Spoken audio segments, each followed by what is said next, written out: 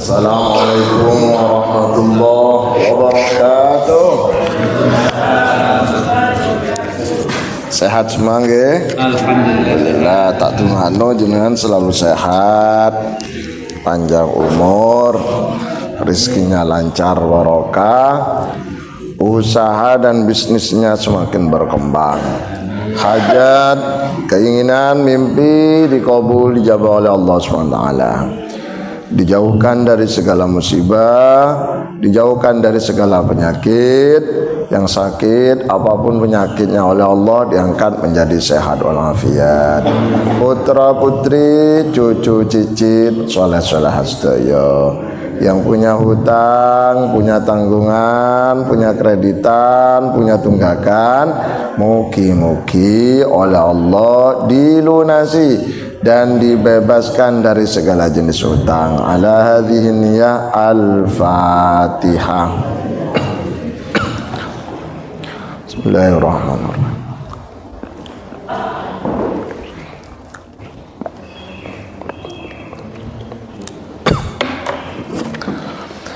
Bismillahirrahmanirrahim. Alhamdulillahi rabbil alamin. Allahumma salli wa sallim wa barik ala sayyidina maulana Muhammad wa ala alihi wa sahbihi ajma'in. Amma ba'du, qala al-muallif rahimahullahu ta'ala wa nafa'ana bihi wa bi'ulumihi fid dharaini amin. Qala rabbi syrah li sadri wa yassir li amri wahlul 'uqdatam min lisani yafqahu qawli. Qalu subhanaka la ilma lana illa ma 'allamtana innaka antal alimul hakim. Shadaqallahu azim. A'udzu billahi minasy syaithanir rajim. Bismillahirrahmanirrahim. Wa aqimus salata wa atuz zakah wa ma tuqaddimu li anfusikum min khairin tajiduhu 'indallah. Inna Allah bima ta'maluna basir. Wa qalu lan yadkhulal jannata illa man kana hudan aw nasara tilka amaniyuhum qul hatu burhanakum in kuntum shadiqin. Bala man aslama wajhahu lillahi wa huwa muhsin falahu ajruhu 'inda rabbih wa la khaufun 'alaihim wa la hum yahzanun. Shadaqallahu. Wa aqimu lan jumenengaken sapa sira as-sholata ing salat. Dirikan salat, Pak. Perintah sholat dalam Al-Quran maupun dalam hadis tidak pernah disebutkan if'alu, fa'ala yaf'alu, if'al, lakukan, boten, tapi menggunakan aqama yuqim iqam, aqimu iqamah, alladzina yu'minuna bil ghaibi wa yuqimunas sholat. Pakai koma. Koma itu ngadeg, tegak, lurus, satu akar kata dengan kalimat istiqomah. Bu, ngerti istiqomah? Terus menerus, bukan sitiqomah ya Pak. Istiqomah beda dengan sitiqomah. Kalau sitiqomah yang jualan di situ Pak, namanya sitiqomah. Kalau istiqomah itu melakukan satu amalan baik secara terus-terus. Jadi tadi ibu kurang melakukan satu perbuatan baik secara terus-terusan. Kalau perbuatan yang terus-terusan belum tentu disebut dengan istiqomah. Contoh, ya Pak Dokter ya, Pak Dokter, panjenengan dokter kan? Oke. Pak Dokter misalkan ngerokok tiap pagi, kontinu, itu istiqomah buatan. Karena rokok tidak baik, kata dokter.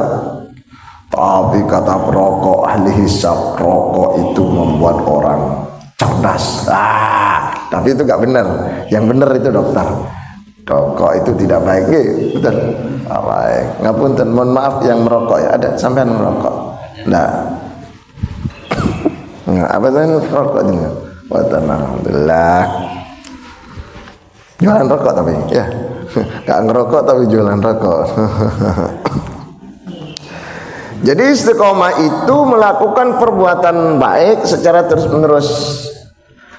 Melakukan satu perbuatan baik tapi arang-arang, tidak istiqomah. Melakukan perbuatan terus menerus tapi tidak baik, nggak bisa. Alhamdulillah ibu, saya tiap sore ngerumpi bersama teman-teman. Apa? Ya rasan-rasan wong sak kampung. Istiqomah alhamdulillah. Nggak bisa ngerumpi alhamdulillah. Maka sholat itu diperintahkan secara istiqomah. Artinya apa? Mulai dari hari Ahad, Ahad itu minggu Pak, Ahad, Senin, Selasa, Rabu, Kamis, Jumat, Sabtu, 5 waktu. Zuhur, Asar, Maghrib, Isya, Subuh. 5. Ojo sampai Senin 5, Selasa 5, Rabu 5, Kamis 5, Jumat 5, Sabtu loro, Zuhur Asar, Minggu Ahad, Zuhur Asar, Maghrib Isya Subuh, halan-halan, jalan. Ojo sampai, itu namanya gak istiqomah Bang. Makanya perintahnya suruh acek acek istiqomah 5 kali. Istiqomah waktunya lek subuh min tulu'il fajri shadiq, mulai terbitnya fajar shadiq sampai ila tulu'is syamsi, sampai terbitnya atau munculnya matahari. Jadi gak boleh subuh jam 8 pagi Bang. Itu namanya gak istiqomah, gak cecek, gak komitmen. Wa atu zakawatu lan nekanono sapa sira kabeh zakata ing zakat. Keluarkan zakatnya. Zakat perintahnya menggunakan ata yu'ti itaan, dari kata ya'ti datang. Jadi orang yang punya uang, orang yang muzaki, yang berzakat itu mendatangi. Mungkin mendatangi langsung mustahik zakat yang ada 8 Pak dalam surat At-Taubah itu ayat 60. Mustahik zakat tuh. Innamal fuqara'u lil masakin, orang-orang miskin. Siapa orang miskin itu? Man laisa lahu malun wala kasabun. Orang miskin adalah orang yang tidak punya pekerjaan tetap, juga tidak punya penghasilan tetap, serta tidak punya harta. Gak kerja tapi duwe wakeh. Enten mboten wong teko? Oh gak teko, ngurus duit lah. Ada orang gak bekerja Pak, tapi duit wakeh, tabungane wakeh.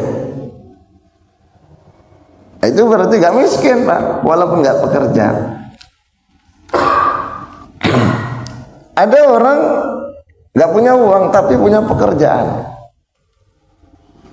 gak ada simpanan maksudnya, pekerjaannya tetap. Nah itu gak miskin Pak, fakir maksud saya kan, fakir. Karena yang pertama fakir, saya ulang Pak. Innamal shadaqatu lil fuqara'i, fakir maksud saya. Man laisa lahu malun wala kasabun, orang yang tidak punya pekerjaan tetap dan tidak punya penghasilan atau tidak punya harta.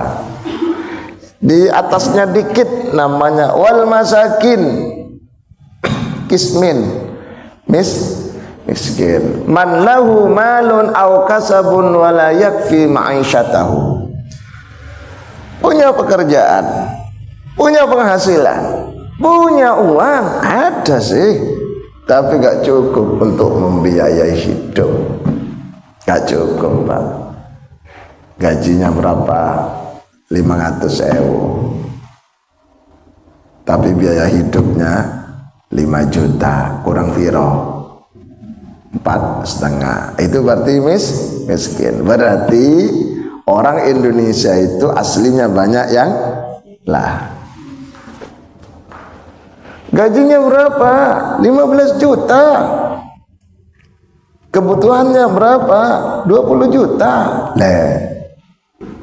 Maksudnya kebutuhan pokok, Pak Dokter ya? Kebutuhan pokok. Bukan kebutuhan apa ya, tersier ataupun untuk mewah-mewah.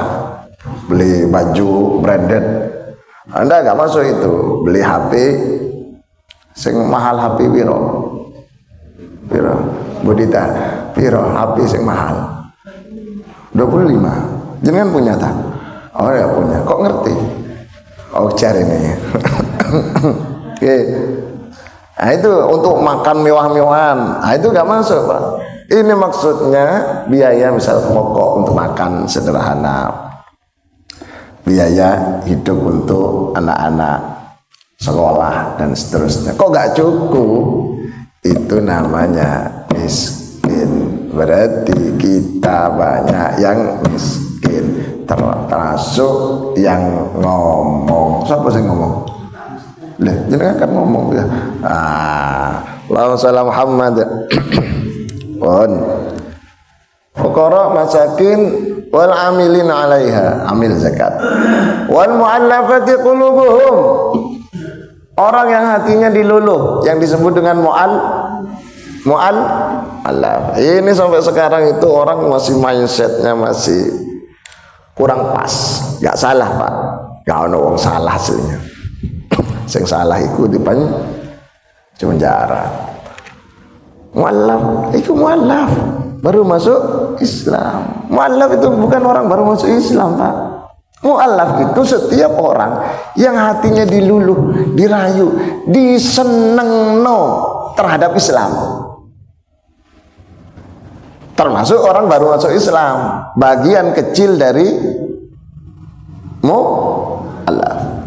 Orang baru masuk Islam sehari 2 hari kasih zakat biar seneng. Lah iya ya, saya orang baru pendatang dikasih perhatian, aku seneng. Gitu. Itu orang baru masuk Islam mu'allaf. Non muslim yang ada di sekitar masjid, non muslim hatinya diseneng kasih zakat biar seneng sama Islam, bukan biar masuk Islam. Masalah masuk dan masuk gak masuk itu urusan Gusti. Kan saya jawab palene. Jadi urusan masuk gak masuk Islam itu urusan Gusti.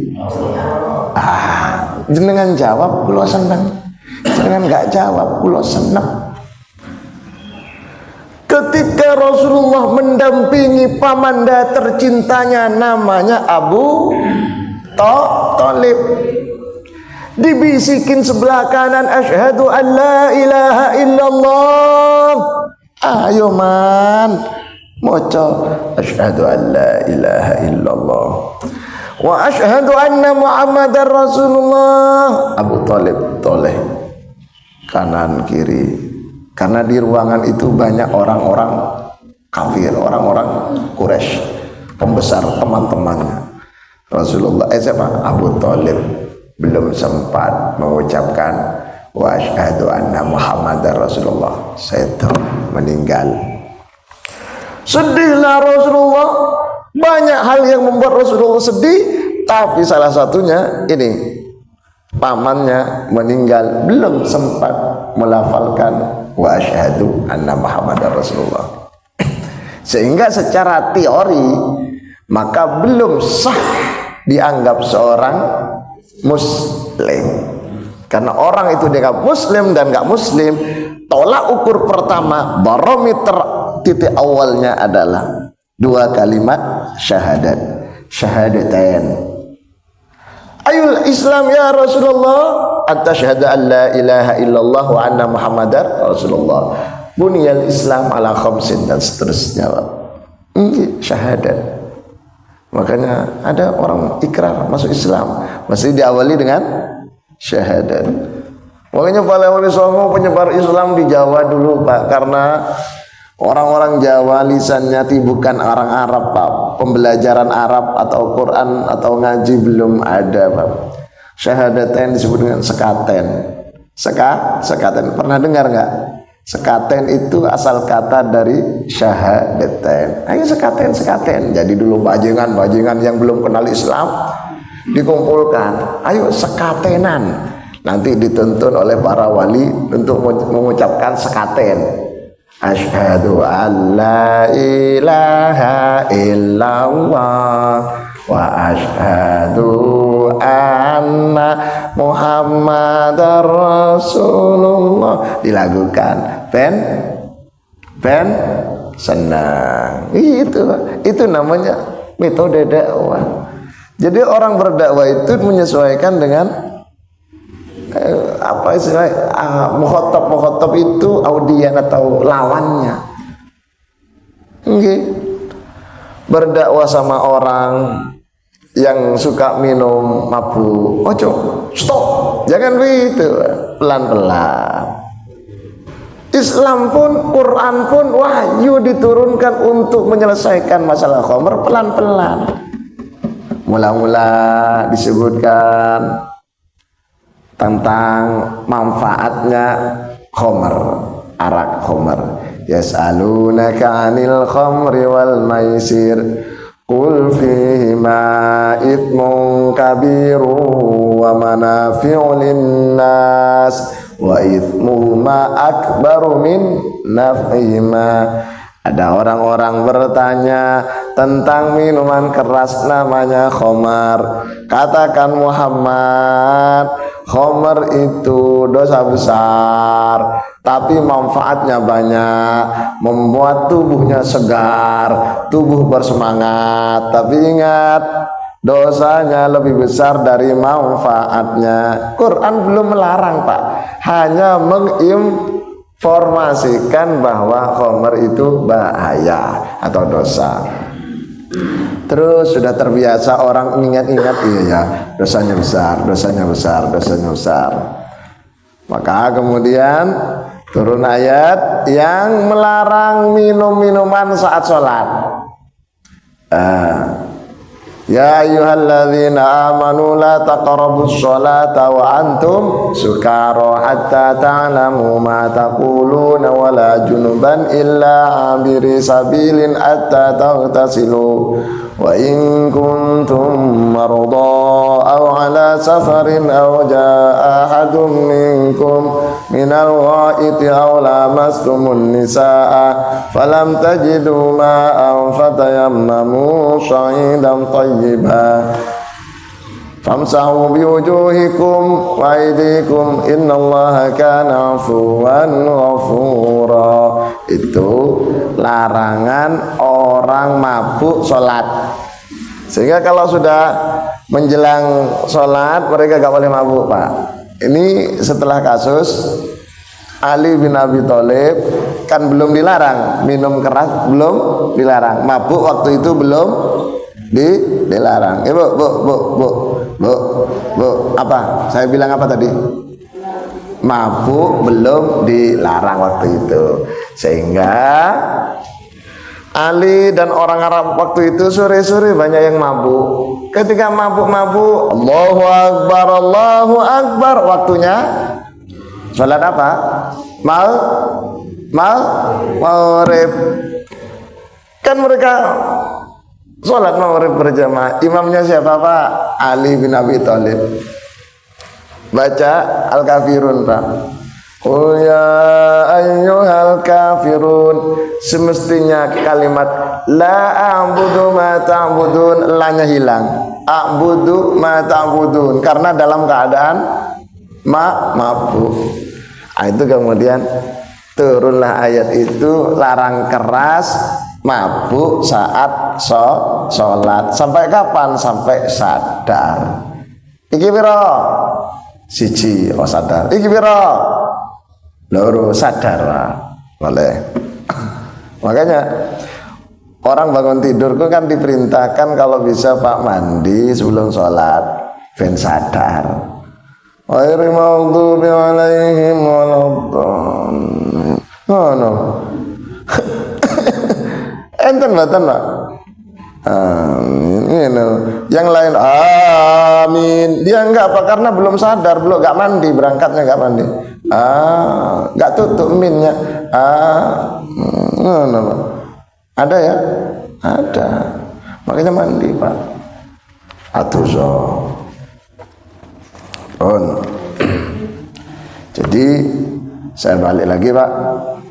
Mu'allaf itu tidak semua bukan hanya orang yang baru masuk Islam. Orang baru masuk Islam itu dianggap mu'allaf itu ketika baru, Pak. Sehari, 2 hari, sebulan, 2 bulan. Mu'allaf 10 tahun. Enggak ada mu'allaf 10 tahun, Pak. Mu'allaf itu harian, bulanan, bukan tahunan. Mu'allaf terus. Bos, sampai masuk Islam kapan? Tahun 2000. Sekarang 2025. Berarti 25 tahun, bukan mu'allaf. Bukan, Pak. Wafir riqabi, riqab itu apa? Budak. Wal gharimin, orang-orang yang bangkrut. Perlu diperhatikan, Pak, karena orang bangkrut tuh stres, frustasi, maka diperhatikan biar gak sampai melakukan hal-hal yang dilarang di dalam syariat Islam. Wa fi sabilillah, orang yang berjihad di jalan Allah. Ini dulu ceritanya karena orang itu waktu itu banyak mau perang ketika membela Islam, membela negara Madinah waktu itu. Banyak yang nggak punya kuda, anak sing gak duwe pedang, mau perang Pak, gak duwe pedang, Pak. Kemudian nggak punya perlengkapan, itu dikasih zakat dulu. Sekarang jarang, Pak. Sabilillah berupa jihad fi sabilillah. Tapi sabilillah dalam arti sabilul khair. Syekh Wahbah Zuhaili di dalam kitab Al-Fiqh Islami wa Ajillatuh, Yusuf Qardawi dan para ulama lain mengatakan kategori sabilillah untuk saya ini sabilil khair. Semua orang-orang yang ingin menegakkan Islam. Imam-imam masjid, guru-guru ngaji, pengurus-pengurus masjid yang tidak ada gajinya, kemudian ustadz-ustadz, pengajar-pengajar, termasuk kategori sabilillah adalah at-thalabah, murid-murid yang belajar agama, Pak, santri-santri TPQ, madrasah, anak-anak pondok, niku sedaya masuk kategori sabilillah. Termasuk iki sing ngomong iki, Pak. Nggih, Pak Dokter nggih. Ini sabilillah. Sabilillah, betul, sabilillah. Santri-santri semua sabilillah. Pengurus, muadzin, sabilillah, sabilillah. Asalkan enggak suki, balik suki walaupun sabilillah ojo dikasih, Pak. Wa bani sabil, musafir. Itulah 8 asnaf, 8 kelompok mustahiquz zakah yang berhak untuk mendapatkan zakat. 8 kelompok itu ketika umat Islam kita semua mau berzakat, mendatangi mereka. Kalau gak bisa datang pada mereka, maka disampaikan pada amil zakat. Amil zakat. Misalkan amil zakat ada di masjid, amil zakat di mana? Ini bos, Pak, Mbak, Pak Haji, Mas, iki titip zakat. Nanti yang membagikan itu adalah amil zakatnya. kalau tidak sempat ngasihkan ke masing-masing atau tidak tahu siapa yang termasuk mustahik zakat. Wa ma tuqaddimu li anfusikum min khairin tajiduhu indallah. Wa malan perkara tuqaddimu kang wis ngelakoni atau nyuguhaken sapa sira kabeh mengerjakan li anfusikum kanggo maring pira-pira awak sira kabeh min khairin bayani saking kaapian tajidu maka bakal nemu sapa sira kabeh ing khair indallahi ing dalem sandinge Gusti Allah. Sekecil apapun perbuatan kita, khususnya perbuatan baik, pasti dibalas oleh Allah dan catatannya pasti ada lengkap secara detail. Gak ada satu kalimat pun yang terucap dari kita yang tidak tertulis. Sing pernah miso tahun piro 90 si ono Pak bisuan tahun 2005 misuh lagi ada. Yang pernah ikut ngaji ada catatannya. Waktu ngaji tanggal berapa? Tanggal berapa sekarang? Tanggal 22 ngaji mendengarkan ada catatannya. Ngaji sambil sendenan ada catatannya. Oh bertanya ada catatnya. Orang bertanya waktu ngaji itu dapat pahala. Sebab bisa jadi orang bertanya bukan karena nggak tahu, tapi ingin memberikan tahu teman-temannya yang nggak tahu. Karena temannya yang nggak tahu nggak gelem tanya, hanya dia tanya ngalah biar temannya yang nggak tahu bisa tahu. Nah, gitu Pak. Itu strategi dakwah itu Pak. Dapat pahala. Yang tanya dapat pahala, yang menjawab dapat pahala. Ngaji ku pahala tok Pak. Ngaji kayak ini pahala tok. Selain itu dosanya jenengan dihapus oleh Allah. Kabeh, yakin.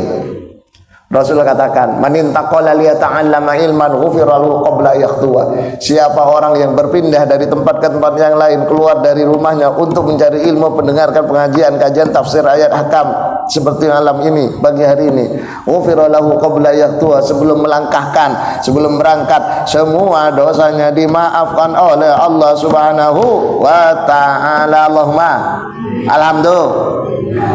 Jenengan tuh saya katakan termasuk kula niki kathah sedaya tapi kathah jenengan.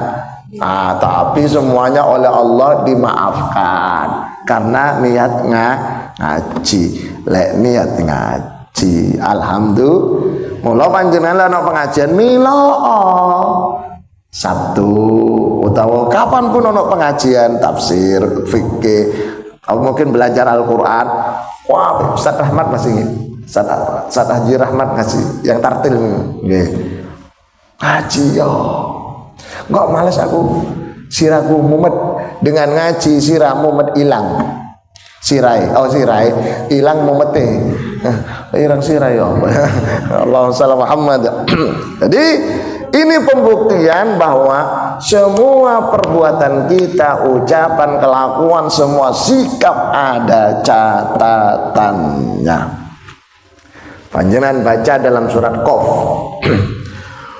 Walaqad khalaqnal insana wa na'lamu ma tuwaswisu bihi nafsuhu wa nahnu aqrabu ilaihi min hablil warid.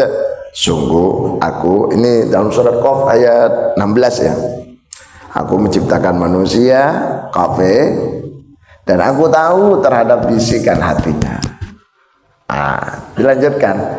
Iya talaqal mutalaqiyan 'anil yamini wa 'anil shimali qa'id. Ini ma yalfidhu min qawlin illa ladaihi raqibun atid. Tidak ada satu kata pun yang luput dari catatan malaikat raqib dan atid. Salat subuh catat. Apalagi Pak? Maca Quran, zikir, wirid, mangan, sego kotak. Sampai enggak oleh sego kotak. takhiran situ oleh ruru sampean nggak oleh. Jadi ono catatannya Pak. Nggih. Semua Pak. Makanya kita harus hati-hati.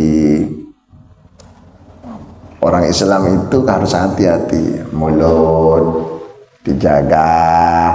Jangan sampai ada orang tersinggung, sakit hatinya. Ono wong nggak tahu ngomong, tapi lek ngomong nyelekit, enten wonge krungu. Lek jangan ngomong Pak, tapi lek ngomong nyelekit. Dasar pedus, ngono Pak. Nggak tahu ngomong, tapi lek ngomong nyelekit. Mending akeh omongi tapi omongane maksudnya gak nyelekit. Lah nyelekit bahaya. Iku seperti api dalam sekam. Oh, bahaya. Iku wong lanang biasa. Lek ngono iku wong lanang, Pak. Gak ngomongi lek kate ngomong. Lek wong wedok akeh omongi. Nyelekit kabeh. Tapi bukan jenengan buatan mereka, tiang mereka Surabaya. Jadi tidak ada satu kalimat pun yang terlepas dari catatan. Maka kita diperintahkan umat Islam harus hati-hati omongan. Tangan jangan sampai nyakiti orang Pak. Ya Pak, ngaplang nggak boleh Pak. Nyubit atau apa, ngambil milik orang lain nggak boleh. Hati-hati. Ngambil itu bukan hanya nyolong Pak, bukan hanya mencuri ngambil. Gosok, ngerti gosok? Gosok itu memakai milik orang lain tanpa ada izin. Gak ada orang Pak. Jenengan mau benahi lampu, gak punya tangga ondo. Terus pinjem nang tonggoi, pinjem tangga sama tonggoi, tangga sama tetangga. Kok repot bahasanya?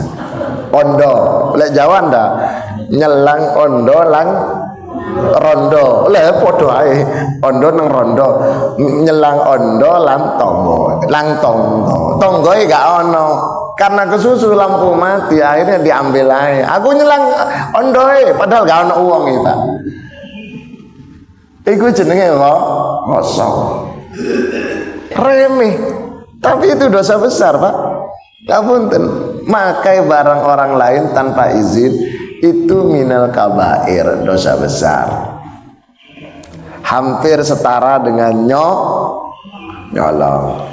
Di masjid biasanya kalau di kantor-kantor orang yang pakai sepatu di kantor, di kampus, kok di masjid ono sandal, sepatu ini dicokot, sandale wong dipakai. Nggih apa nggih? Padahal sandale wong, Pak. Aku nyelang sandale tilu. Ngomong dhewe.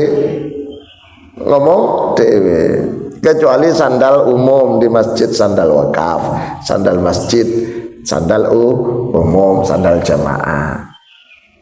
Oh, ada tulisannya bukan sandal umum, ada tulisannya wes iki umum aja. Lho sandal umum aja ya apa wong. WhatsApp itu dosa. Apalagi nemu barang itu jangan diambil. Kalau jenengan yakin bertanggung jawab untuk mengumumkan, mengumumkan, maka jenengan ambil. Misalnya jenengan nemu uang 1.000. Kalau jenengan yakin bisa mengumumkan, ambil, diumumkan. Mungkin melalui pengumuman atau di pasar atau di masjid, pengumuman siapa yang kehilangan uang. Ciri-cirinya ojo disebutkan. Siapa yang kehilangan uang 1.000 sak lembar warna merah, terus ono tintai sebelahnya, langsung wong kabeh ngacung. Nggak boleh Pak, itu tanggung jawab. Wajib Pak. Ono wong nemu HP di mesin ATM lho. Wonge telepon Pak. Saya sebelahnya, balik no. Enggak. Langsung dimatikan, diambil Pak. Iku nyolong. Wong-wonge goleki, Pak. Yang dimaksud dengan luqotoh barang temuan yang kemudian boleh dipakai itu setelah diumumkan dengan jelas 1 tahun. Tahun berikutnya nggak ada yang ngaku, nggak ada yang ngambil, jenengan pakai. Nah, tapi kalau belum diumumkan nggak boleh. Itu 1 tahun kalau barang temuan. Kalau barangnya awet dan berharga. Tetapi kalau barang remeh-temeh misalkan 2000, ya sudah, siapa yang punya uang? Tapi harus ada orang ngomong gitunya. Nemu uang 2000, nggak ada orang, Pak, siapa yang punya uang? Langsung ambil, nggak bisa. Pengumuman itu harus ada orang, bukan pas sepi-sepi. Termasuk di masjid, ada orang ketinggalan jam, kan biasa ya Pak, banyak itu diumumkan di mana, di pengumuman. Yang merasa kehilangan jam, mereknya tanpa disebutkan, lek mereknya disebut no kabeh wong ngaku ngatan. Wa ma tuqaddimu li anfusikum min khairin tajiduhu indallah, semuanya ada. Bahkan tidak sampai di akhirat hari kiamat nanti, Pak, ketika orang itu menjelang seto, seperti dalam surat Qaf ayat 22, ayat 21, 22, ayat 22, 23. Ya Pak, saya lanjutkan dulu tadi ayatnya gimana? Wa qala qarinuhu hadza ma ladayya atid. Jadi ketika orang itu mau meninggal, Pak, malaikat itu memperlihatkan catatannya. Hadza ma ladayya atid. Laqad kunta fi ghaflatin min hadza fakashafna 'anka ghita'aka fabasaruka al-yawma hadid. Wa qala qarinuhu hadza ma ladayya atid. Bro, orang yang mau mati tak? Ini catatanmu selama kamu hidup. Boleh. Misal Pak, mati dalam keadaan tersenyum. Kalau dokter sering ya melihat ada orang meninggal, lihat tersenyum. Hei, bos, ini catatanmu bos. Welek kabeh. Nangis. Maka ada orang meninggal itu neteskan air mata. Kenapa? Lihat catatannya. Diperlihatkan. Laqad kunta fi ghaflatin min hadza fakashafna 'anka ghita'aka fabasaruka al-yawma hadid. Sungguh kau telah melupakan detik-detik orang saat kematian itu. Proses mau mati itu. Fakashafna 'anka ghita'aka fabasaruka al-yawma hadid. Di saat itu hijab penghalang, pemisah antara alam syahadah dengan alam gaib diangkat oleh Allah, sehingga orang mau mati itu melihat hal yang gaib, melihat malaikat, melihat setan, Pak. Bahkan godaan setan itu parah, Pak. Waktu orang kan nazar itu panas, panas, makanya disebut dengan sekarat, panas, haus. Setan itu datang, disitulah yang godaan yang paling ujian paling berat, di saat sekaratul maut, nazar. Setan itu akan datang karena dilihat oleh yang mau mati, menyerupai orang-orang yang dicintai. Terkadang menyerupai istrinya, kalau cinta sama istrinya, menyerupai anaknya, menyerupai temannya. Membawa apa?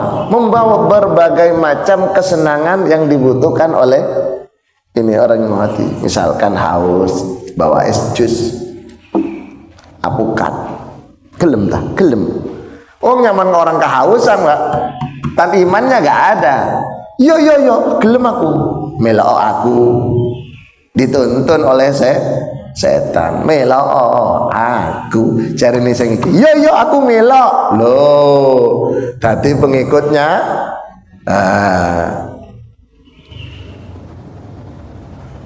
Iya, makanya orang mau nazak itu kan disuruh tuntun. Terus tuntun Allah, la ilaha illallah. Ojo ditinggal. Khawatir dituntun oleh Imam Asy-Syairazi, Pak. Ada cerita itu. Seorang ulama besar.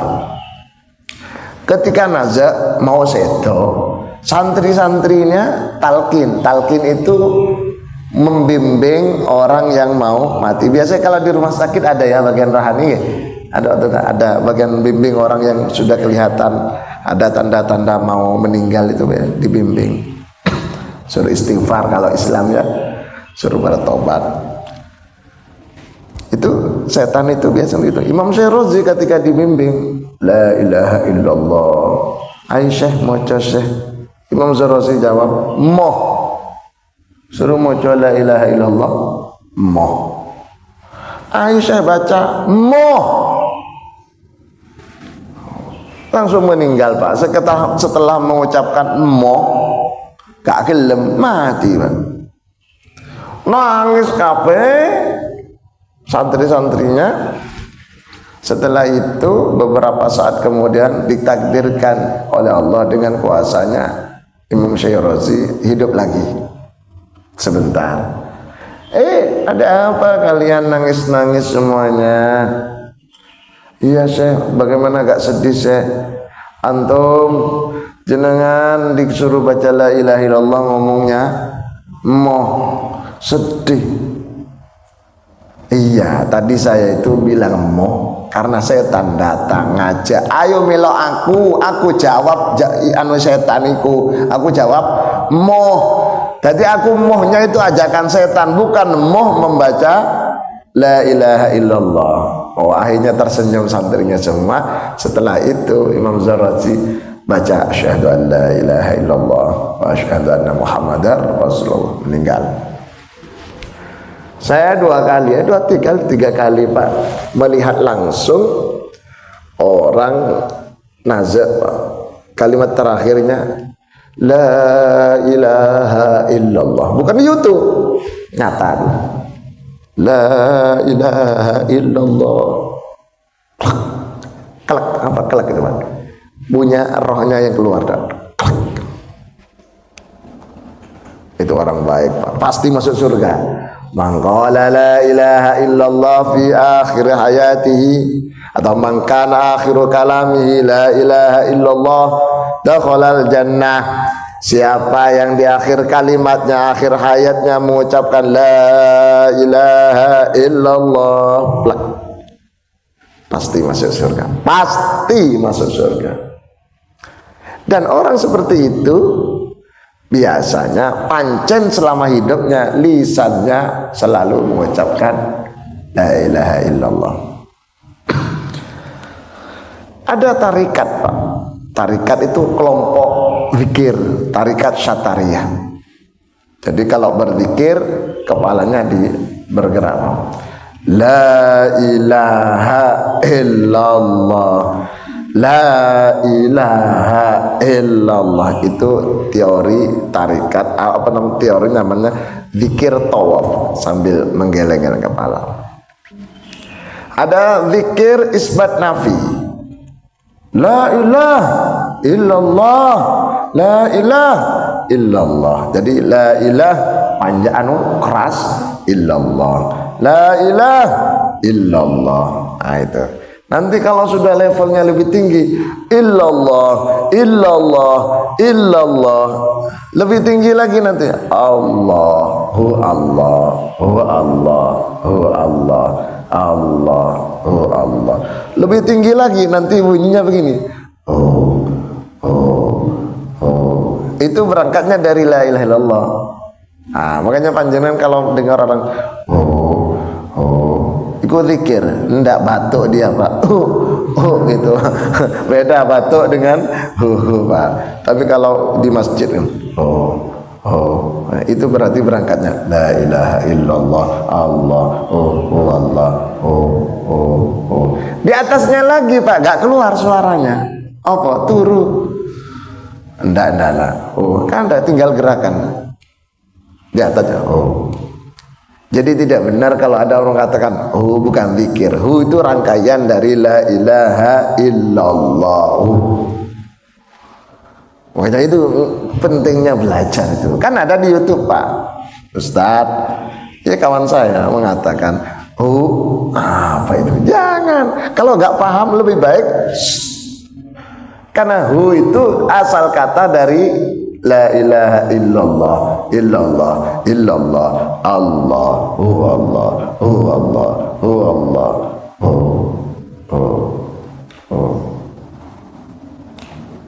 Menang kabeh. Nggih ngrungokno ngapa enggak wong iki. Itu ya.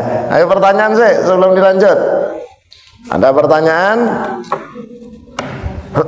Innallaha bima ta'maluna basir. Sesungguhnya Allah, innallaha satune Gusti Allah bima ta'maluna kalam perkara ta'malun kan wis kang nglakoni sapa sira kabeh basirun iku maha awas. Allah mengetahui semua yang kita lakukan. Cok khawatir kabeh. Jadi panjenengan lek melakukan kelakuan baik, perbuatan baik kok gak dibaca orang, gak ketahuan oleh orang, gak apa-apa. Allah tak tahu. Jenengan ada satu kegiatan nyumbangnya paling banyak, kok lupa oleh panitia gak disebutkan, tak apa, santai. Allah sudah tahu dan itu insya Allah pahalanya lebih besar daripada yang disebut-sebut. Gitu. Nggih. Lebih baik gak kelihatan, cuma manusiawi. Lek gak sebut gak enak. Gak enak Pak. Makanya biasa itu penyakit yang paling sulit dihilangkan itu riya, sum'ah dan syuhrah. Itu satu paket Pak. Riya, sum'ah, syuhrah. Kalau riya pengen selalu dilihat orang, pengen selalu dilihat. Lek gak didelok wong gak gelem. Makanya di daerah-daerah tertentu melakukan satu perbuatan, misalkan haji atau umroh, terkadang sampai yang ngater itu sampai 50 mobil ngalah-ngalai manten. Semestinya gak usah rame-rame, cukup sak keluarga, mungkin tetangga kanan kiri, gak perlu satu kampung suruh ikut semua, apalagi haji ya. Ikut ke asrama haji, kamu gak boleh masuk Pak, di luar Pak. Iya kan keluar gak boleh masuk, gak perlu Pak. Justru menyebabkan ibadahnya kurang murni, kurang ikhlas. Nggih. Itu Pak ya. Riya. Sum'ah itu bukan pengen dilihat, pengen didengar. Jangan ngomong-ngomong ya, lek aku nyumbang. Tapi diumumno ya. Atau tulisan papan sing gede. Haji Sulaiman, tulisan. Tapi singitan dia, nyumbangnya sembunyi-sembunyi, tapi suruh umumkan. Nah, itu namanya sum'ah. Syuhrah itu pengen terkenal Pak, pengen terkenal, di itulah. Itu penyakit hati. Termasuk ujub tuh bangga diri. Aku wis salat ku api, wong-wong durung api. Batin tok gak diomong no, Pak. Aku alhamdulillah batin nih iso istiqomah. Kau ono sak kampung perumahan iki sing istiqomah kaya aku enten iki. Gitu. Gak ngomong no batin, itu namanya ujub. Takjub. Bangga diri gak oleh Pak. Ayo pertanyaan silakan yang mau tanya. Ada pertanyaan? Tak ada, saya lanjutkan. Oke, monggo.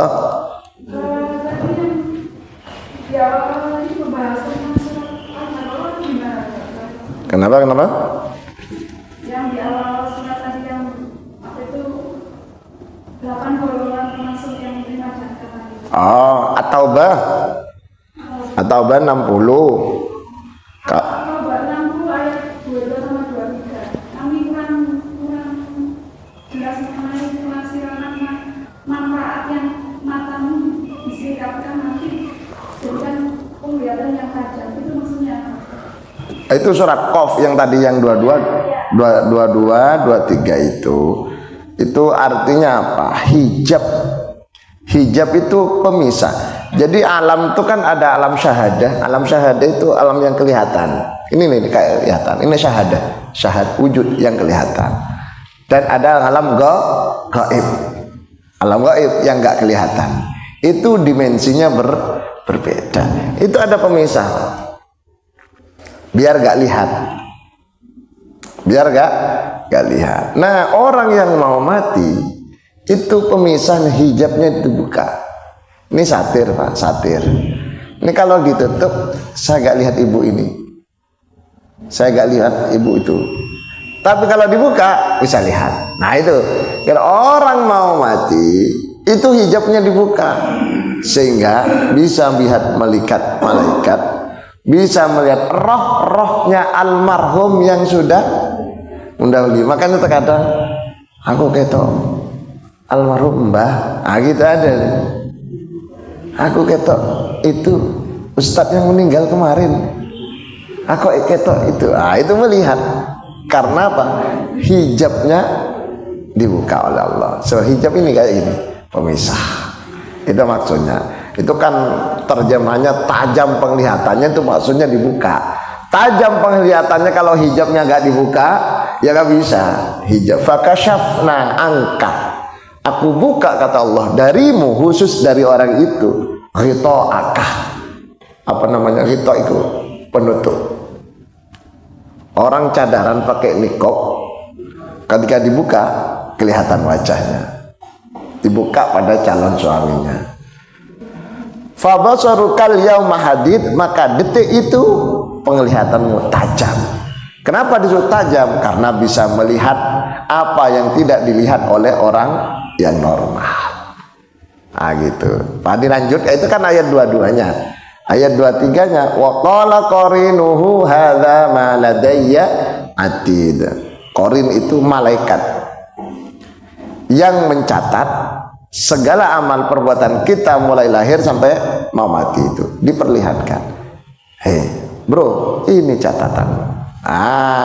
Pada saat itulah ketika orang tersebut orang baik tersenyum, bahagia, maka mati dalam keadaan bisem. Sebaliknya kalau dia orang jahat, nangis, menangis, sedih.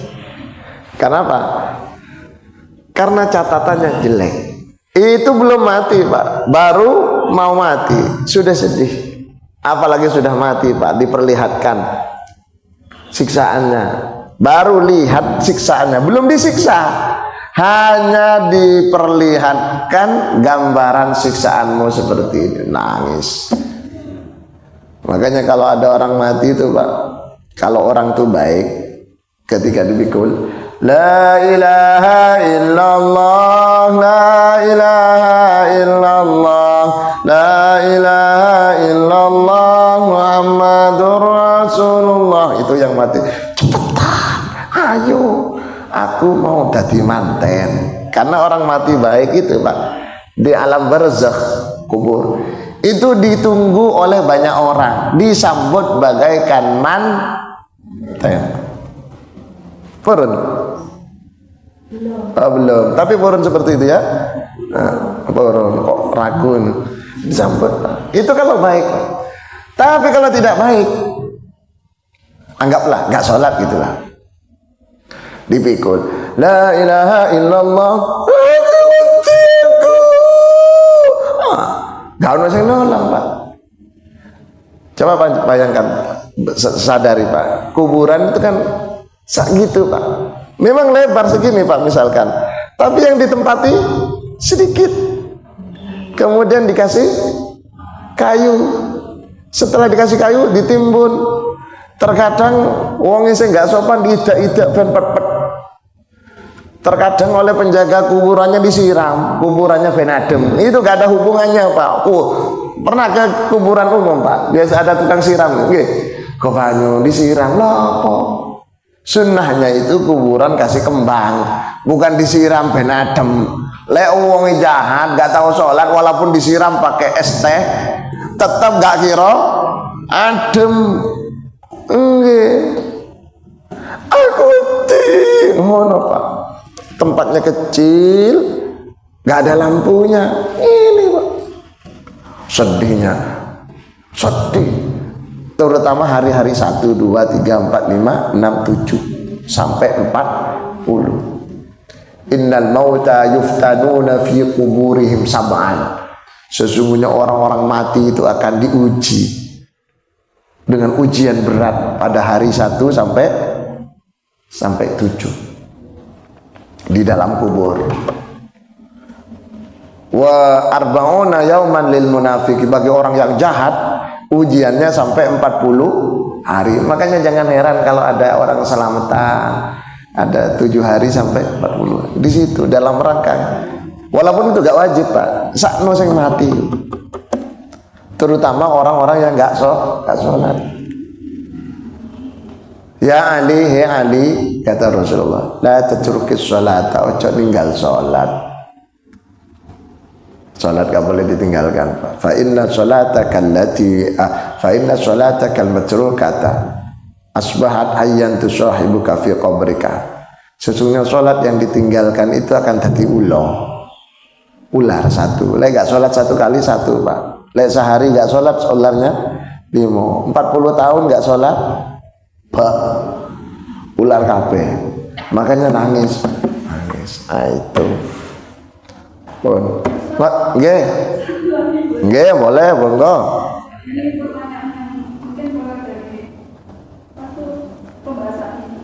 Kalau misalnya ada nenek atau saudara kita atau mbak-mbak kita yang terdahulu sudah meninggal, tapi dia muslim, tapi dalam hidupnya tidak pernah sholat, tidak pernah melakukan ibadah.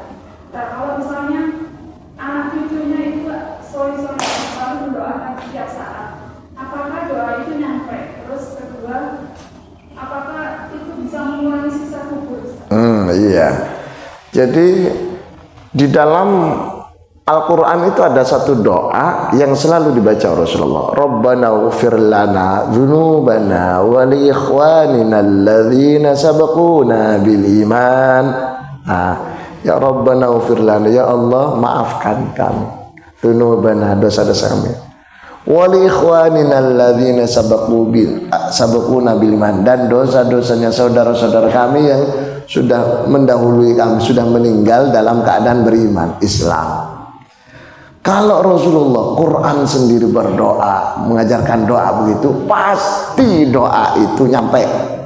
Dan semua ulama salaf khalaf mutaqaddim mutakhirin ta'sirin, semua ulama sepakat doa itu nyampe dan meringankan siksaannya.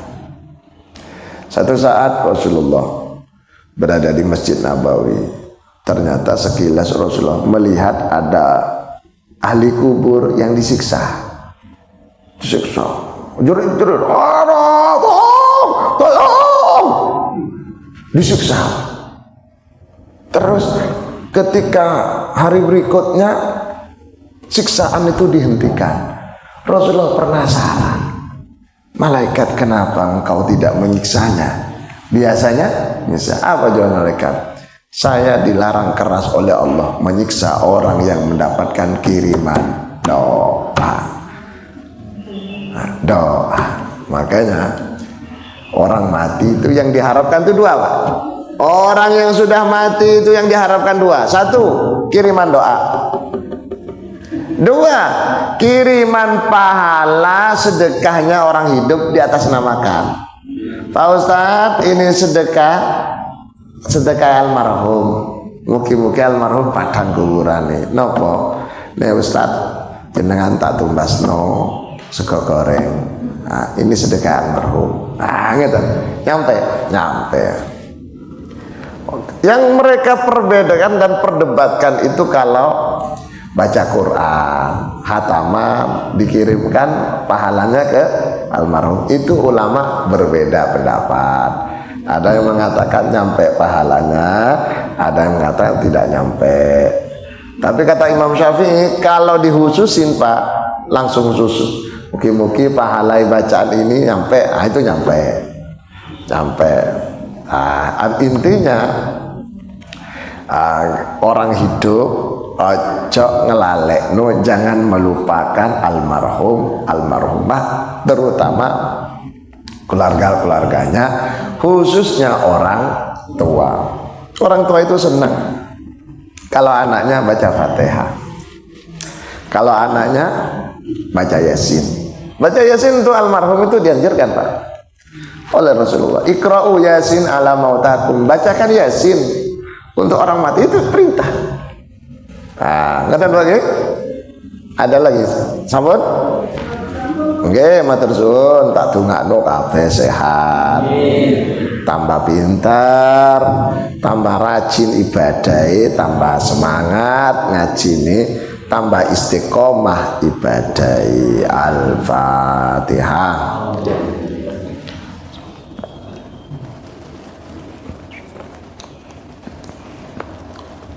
Diakhiri dengan pembacaan surat Al-Asr wal Asri bersama-sama. Bismillahirrahmanirrahim.